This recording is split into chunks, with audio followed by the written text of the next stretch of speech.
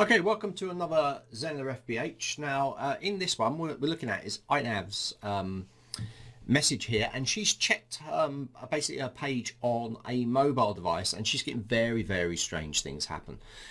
This can happen due to unusual padding and these kind of things in the actual block. So I'm going to try to have something happen like this and show you the way to fix it. So I'm going to jump into a test page now and just sort of set something up like this so I can sort of mirror this kind of effect, and then I can show you. So I can see already that you've actually done the site in apply to start at all devices.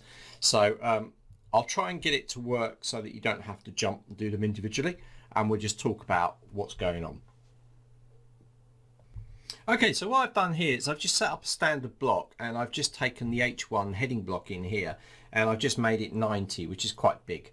And if we look at this responsively, you're going to see that it's actually working as would be expected. Each word is dropping down, but you're getting line outs happen where it actually pushes through. And I'm going to show you what you're doing and why that's a problem. So inside here, obviously under the actual row tab under here, we have spacing top and bottom, but you're going to see that these are sort of spaced on 0, and you're going to see that all the padding is at 0 now. Now, what can cause a problem is if people start to really kind of whack these things across.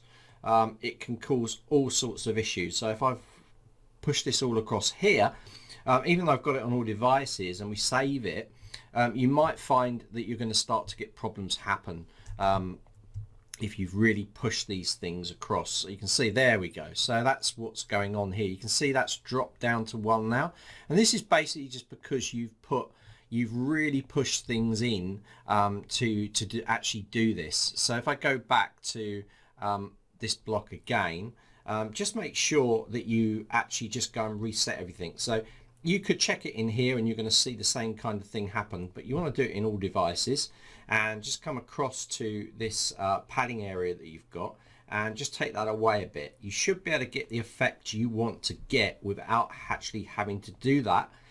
If you want it more in the middle and those kind of things, then just think about using something like three columns in one row, and then you could take that element and drop it into there, and then it would work more responsively. You could then use those edge ones to kind of pull these areas out and adjust your copy. So if I did this now and we went into here and I just refreshed it, you're going to see we've got that copy in there, but now it's going to work responsively. Okay, so that's something to bear in mind, people pushing these padding and the spacing at the same time. Be very careful with it. You should try and get your design only tweaking the padding or the spacing on the edges to get it so that it doesn't give you that really weird effect. So as a short answer, just reset your padding and spacing back to 0. Preview the page like I have there, just check it's working, and then make your tweaks in. If you need it pushed in even further, then think about using 3 columns in 1 row option to actually be able to push things out, and then you can just adjust these rows to get things exactly how you want to. You can also go down here and change the text. So if you change the text to something like 60, then it's going to go on more of one line. So you can do it like that, and then you can get it all to push in like that. So hopefully that's helped you, Einav.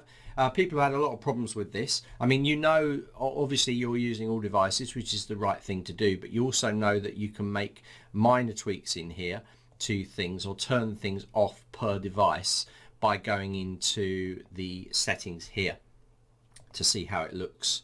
So you can look at it, preview it in here, and if it looks good, then you know it's right. You can make some minor tweaks in here as well if you needed to, just to kind of push things a bit more this way or a little bit more this way, and then you could jump to that device and it would jump back. So you know, just bear that in mind. Adding tons of space left and right kind of pushes things in and pulls things out, and it's probably the inside padding that's causing a problem, I've found, with these kind of things. So Einav, hopefully that will sort you out.